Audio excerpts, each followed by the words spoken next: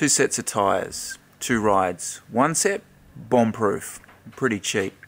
The other set, luxurious and a little bit more expensive. Is it worth it? Let's compare them.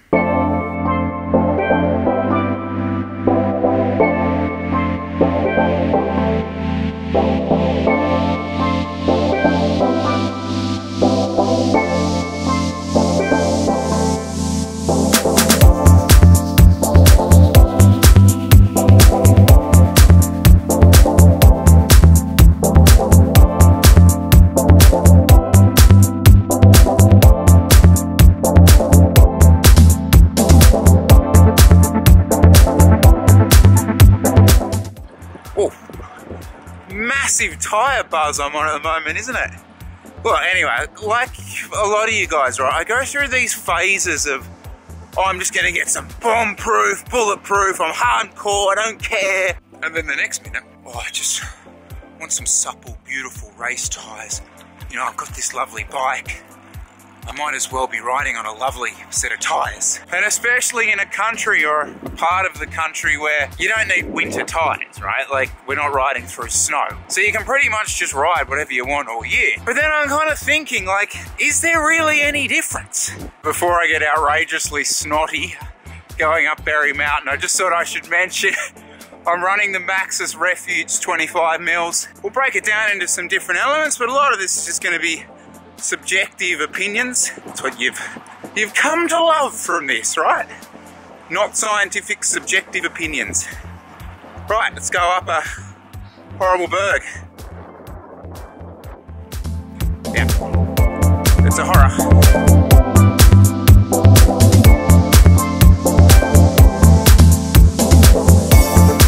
Just running along the ridge line at the moment, but and it's fine, it's all good, but the descent of Berry Mountain West's coming up, and that's really what I wanted to try these on, because it's horrible at the moment, guys. Like, beaten up, chewed up, steep in sections. It's been raining the last few days, so there's a bit of moisture on the road. This could be quite treacherous. And I don't have a bike camera on, so I'll do my best to get something, because I'm trying to actually train today as well. But trust me, it's a shocker. Here we go.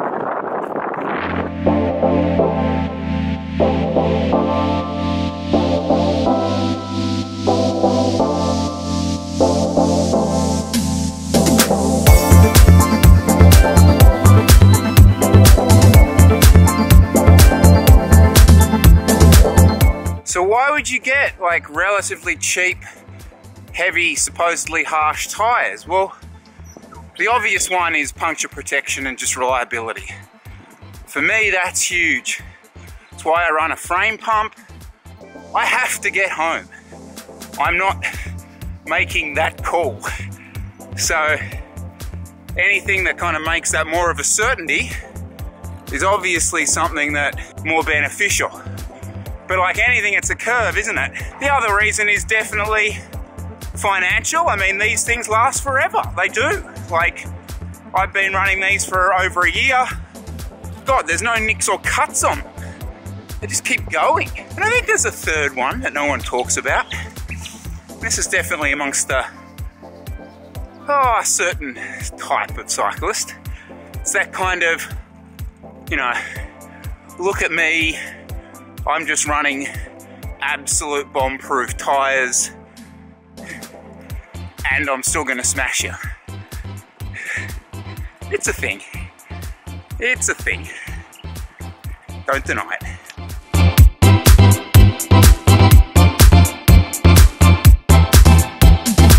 So why wouldn't you get super puncture protection tyres? Well, I think the reason is almost this road. So I'm on Tullow Dam Road, which for any of you know it, it's just a mind-numbingly tough stretch of out and back, chip and seal, rollers, and it's low speed as well, so you kind of do feel those bumps. And sure, the other thing is, you know, especially if you've got a really nice race bike or something that you treasure, you just throw some cement rubber on there, just like, it's a bit like those guys that put the big slop saddlebags on their beautiful bikes. So that said, is the performance that different?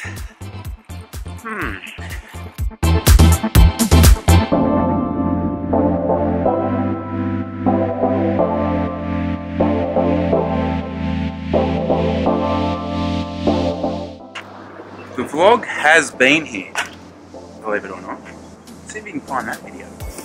I don't want to stop long because Vanderland will be at me for lowering my normalised power. Oh, my training's been terrible. I might talk to you about the training actually in a little bit.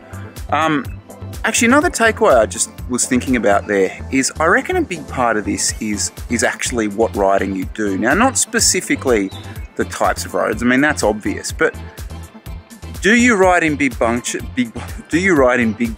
or do you ride a lot by yourself? And the reason I say that is, for me, right, like as I said in the very beginning, I got to get home. Okay, that's just a thing I have to do. I got to get home. So that does take precedence massively over the cafe appearance of your bike.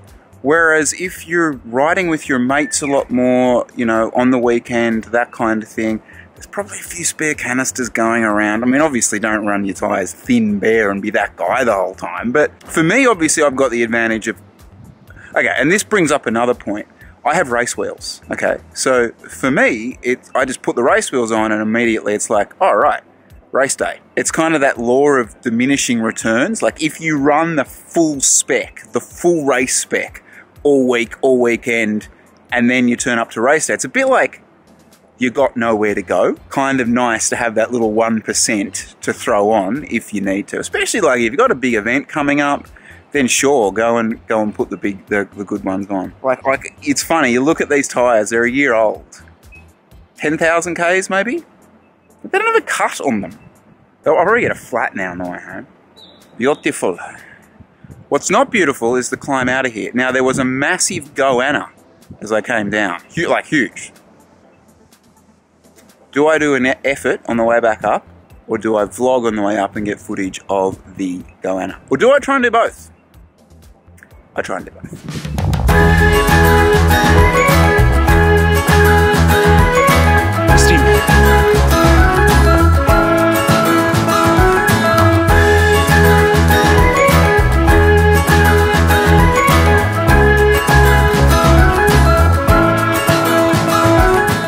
Never mind the handling, 10 out of 10 vlog points for doing that one-handed and bringing you along getting some high frame footage.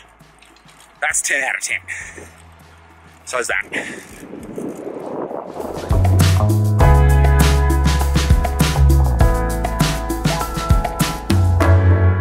Alright, well we'll reserve judgment obviously for once we do the runner. Oh, what? Oh, this old thing? We'll reserve judgment until we do the ride on the Bella Flexes. Well, I initially had no issues. I think they're going pretty well. I'm going to throw this into the equation. I have not had any issues with my hip since, well, I took the week off the bike after King Valley, and, you know, it's sort of slowly been getting stronger and stronger. It's sore as hell right now. Like, I'm going to struggle to get my leg off the bike kind of thing, which is slightly concerning. I doubt it has to do with the tyres, but we'll see. We'll see how it feels kind of after tomorrow.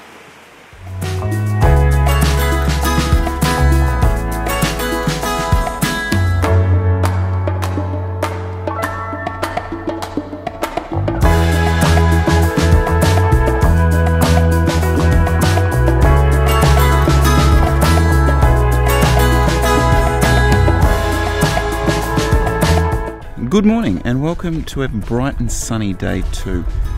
The VeloFlex Masters are on. I'm actually really excited to ride these. This will be a very similar ride. 3 to 4 hours, 2,000 odd metres of climbing, some pretty rough bumpy roads, not the exact same course. But what I really want to feel is that sense after the ride, whether particularly the rubber, the contact points like that, have had an impact.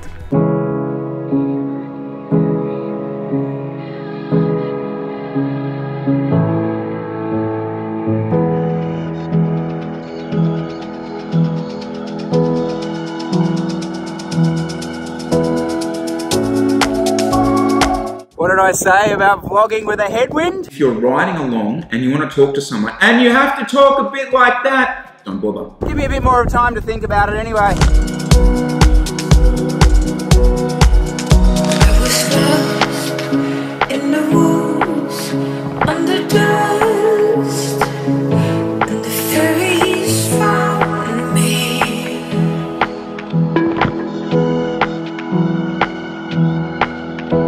And they led the way, they cleared the way to my heart. Okay, so look, the last hour of that ride, I was just on the rivet, so I couldn't really even talk to you guys. It managed to be one of those rides where, you know, you basically do a loop, and it's a headwind the whole way. I love headwinds. So here's my bike parked up at a cafe, and it looks frigging amazing. It looks amazing because it is like, details are done perfectly, right? From the tip to the tail, it looks awesome. It's a thing, it matters. It matters to me. I like aesthetics, so I'm going to want to put nice things on my bike, and tyres are all part of that. When it all boils down to it, it is 100% the main reason you would go and get expensive tyres, because it makes your bike look like that. Thank you. There's Toby.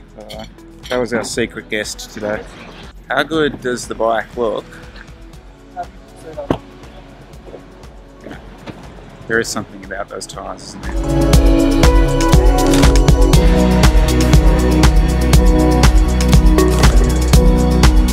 Eggs have been eaten, conclusions have been drawn. Yeah guys, look, I wasn't really that stoked with the conclusions after that ride yesterday. Obviously I stand by that cafe thing, I genuinely think it is a thing, but why would you go out and buy these really expensive tyres when, you know, really after a 3.5 hour ride I didn't feel much difference? Well, one thing I will say is definitely cornering. Now, there is a confidence, there's definitely a certain confidence about being able to lean those softer tyres over, 100%, absolutely. Comes with a bit of a caveat though. I've found on rough roads, like super rough roads you can get here on some of these descents, like the heavier duty tyres seem to handle those rougher roads with a little bit more aplomb, meaning you've got a bit more confidence into the corner. And the other one, you can't deny it, is weight. Like these, so the Maxuses are about 300 grams. I think the Veloflexes are about 60 grams per tyre lighter, which is, well, it's not much, but it is a lot, because then it's 120 grams over 2. You're starting to talk about the difference between like the frame weight of the Specialisma and the XR4. But all in all, I'm not really that happy with our conclusions, guys. So what we're going to do is we're going to go up to Barrel, we're going to go see Toby, we're going to go see Cam. Now Cam, you might remember from a few weeks ago, he was in that steepest hill video, lost quite a bit of weight. Now I really want to get a little bit more out of his story, because it's a really interesting story, and maybe some of the specifics about how he did it.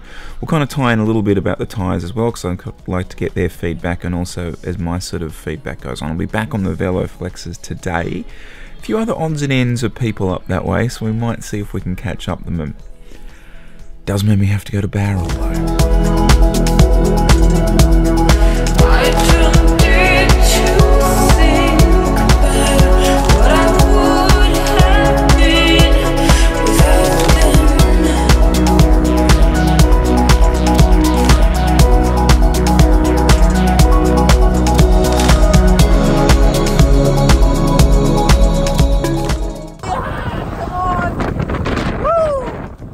There's our first!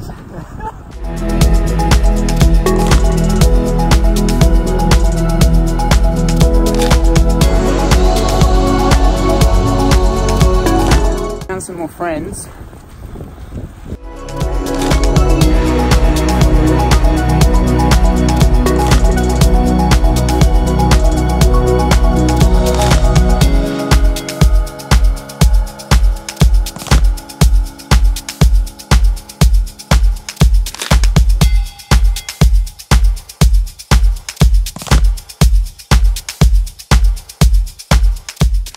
I've got a 5-year-old and a 2-year-old, and it was literally just one day in July last year that I was looking at photos of me holding one of them, and decided it was time to be a little bit healthier and more active. So The push factor was, you saw a picture, you went, my God, like, that's turning point time.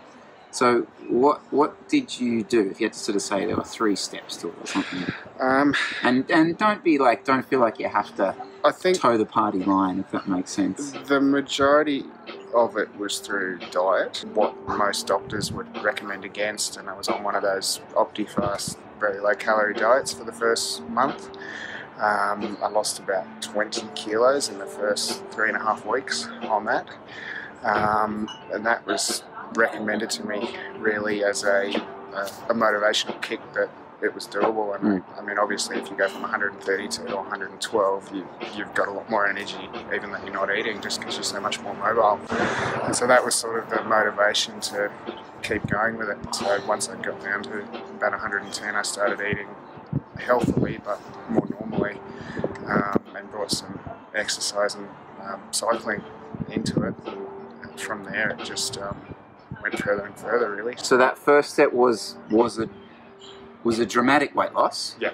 And it was, let's say, it was one part physical, but mostly it was almost like emotional to say you could do this? I think so. It was a mental boost to say, well, I've got this far, keep going with it. And then, yeah, so I've dropped really another 25 kilos since then. I still feel like it's mostly diet. Congratulations, you got your EOI in for next year? Or no. Or 2020 maybe? I won't. Don't tell me ACA approached you. No, I think I'm old enough that I won't be. Riding around with this boy in barrel, can't be doing too bad. And Lucas, he wants to send in his EOI. His EOI's in. Lucas Skilly. Let's get the form in.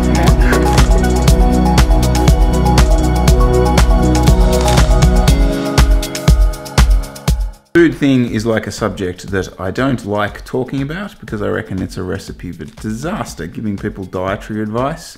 I'm not a dietitian. I kind of thought that was kind of cool to talk to Cam today because it's a real story. Like, I don't think going out and doing like a massive, outrageous sort of calorie restrictive couple of months is for everyone, but it's interesting to hear that there's a dude who did that and it kind of works for him. And I think he made that pretty clear. Like, exercise was an aspect of the weight loss, but clearly diet was the biggest part. And the catalyst for that was, well, the catalyst was seeing a picture of himself with his children, but then subsequently he's like, okay, now I'm fit. And the cycling thing, like Barrel Classic, for example, bobs up. It's going to be brutal, I might add.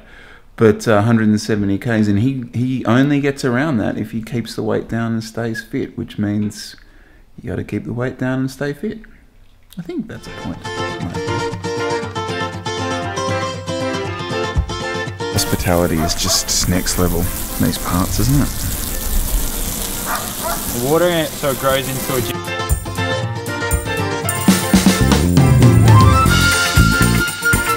To sum up, I'll probably keep running these tyres. No, I won't. I will run the Maxes most times. I will probably maybe club race on these tyres. But look, I love the aesthetic of bikes, and I love the aesthetic of bikes that look cool. So I am going to run these tyres. So when you see me on the road and you go, Chris, you said that there's no difference between really expensive tyres and cheap tyres. Yeah, and I'll just go, but look how cool it looks. So, okay. Fair enough. All right, see ya.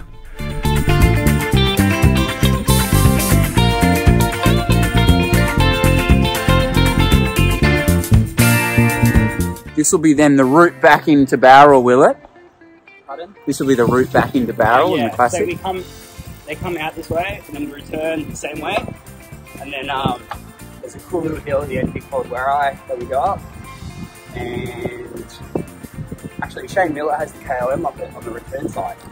So Here you go. World rival. Get out of my photo. Get over there. In the photo.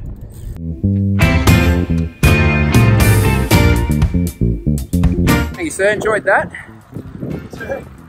We'll We'll see you at the classic. We're off to tour of Gippsland this weekend coming up. So Jade and I and a few other girls in the team will be driving down Friday, racing, and then back to Sydney. The best kit in the NRS. Best kit in the NRS. Isn't that right, Jordo? The second best car in the NRS too.